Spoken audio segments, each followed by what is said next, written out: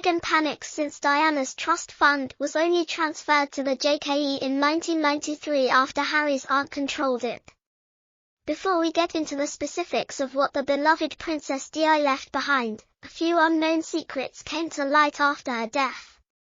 These included previously secret information about why Prince Harry and Meghan stepped back from their royal duties and why their son Archie was left behind. Princess Diana signed a last will and testament 4 years before her tragic death.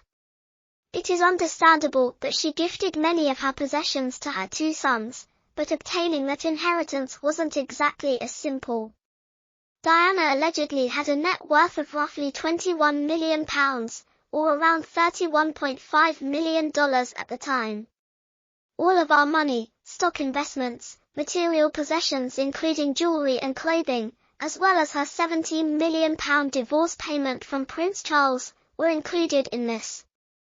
Diana left 2 discretionary funds to her 2 boys and their future families in her will. In addition to accrued interest and revenue from the fund's assets, $100,000 allegedly poured into the fund. Dana asked that the remaining of her inheritance be divided equally between her boys following the distribution of her personal goods and the distribution of the discretionary money. Since they were just teenagers when she passed away, she left them the residuary estate, or rest, with the stipulation that it stay in a trust until they reached 25. A trust was established for the estate. The trustees of the trust, according to a codicil or supplement Diana made to the will in February 1996, were her mother and sister.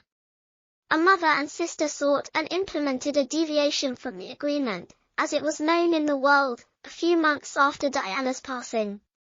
Now that Harry's inheritance from Diana's will is being held by his Aunt Jane Fellows, who has the authority to decide when it should be given to Harry, there is rumor that Harry will receive it after his divorce from Meghan.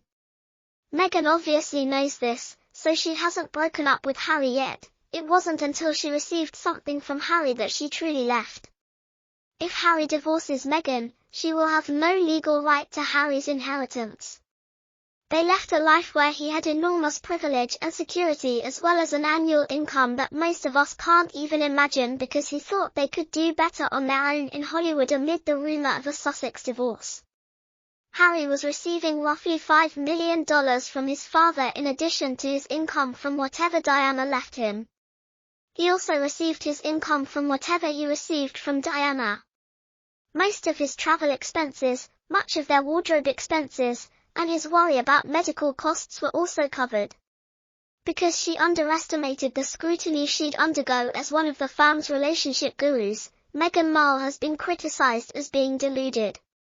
I believe that one of the reasons Meghan has received so much negative criticism is because she appears to have grossly overestimated the reality of what it means to marry into the royal family, according to Kate Mansfield. I believe that one of the reasons Meghan has received so much negative criticism is because she appears to have grossly overestimated the reality of what it means to marry into the royal family, according to Kate Mansfield.